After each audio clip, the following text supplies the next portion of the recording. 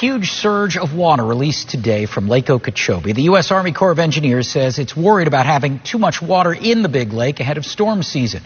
But these freshwater discharges also bring potential environmental and economic concerns. WPTV's Brianna Esperal begins our team coverage. She was at the St. Lucie Lock and Dam when that water release began this morning.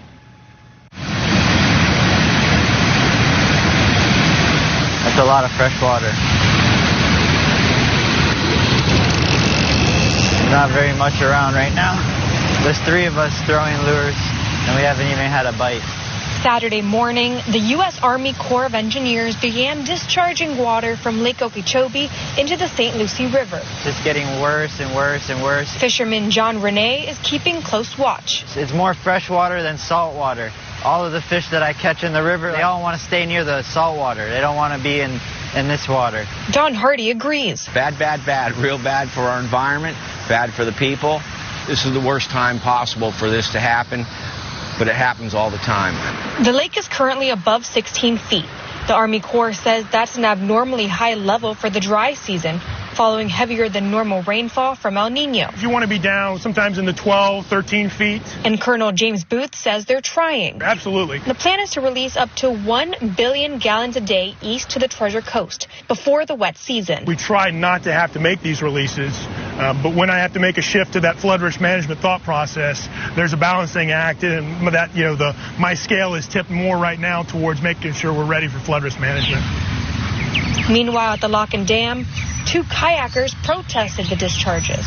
Going to keep fighting on this issue as always. U.S. Congressman Brian Mast recorded a video calling on the Army Corps to stop the high-volume releases. Why were you not working in the months before this to get it lower instead of letting it get to a point that said we need to worry about this at this point?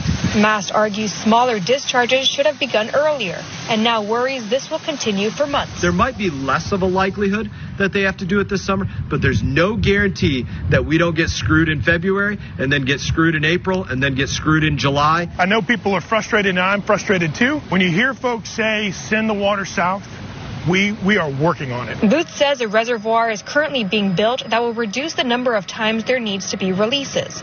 Releases that also bring worries of possible algae and contamination from nutrient-rich water.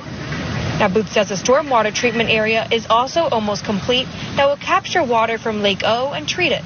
If we work it out well, we may be able to draw water into that stormwater treatment area and send water south over the next year or 2. It's not happening quick enough. It's not going to happen in my lifetime, I can tell you that. Meantime, for John and Don, they say they hope the discharges won't last too long. I myself don't like to see it, but I know it's going to happen every year. And the Army Corps says these water releases will continue through earliest April, but they do say throughout this process they will continue to reassess.